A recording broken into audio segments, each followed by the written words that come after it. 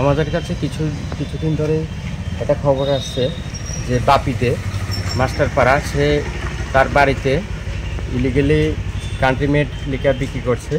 এলাকার থেকেও আমাদের কাছে খবর আসছিল যাতে আমরা ব্যাপারটা দেখি। তো সে অনুসারে আমরা যে সাদা পোশাকের পরিহিত পুলিশ আছে ওনাদেরকেও বিষয়টা জানাই। তো আমরা যতটুকু ইনফরমেশান কালেক্ট করেছি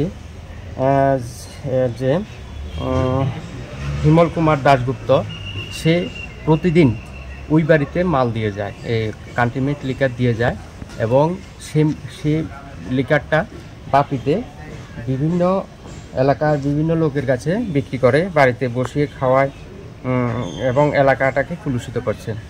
তো সে অনুসারে ভিত্তিতে আমরা আজকে উৎপত্তি বসি এবং হাতে নাতে আমরা যে হিমল চন্দ্র দাশগুপ্ত ওকে আমরা ধরি এবং যে বাপি দে ওনাকেও ধরি, হাতে নাতে ধরি।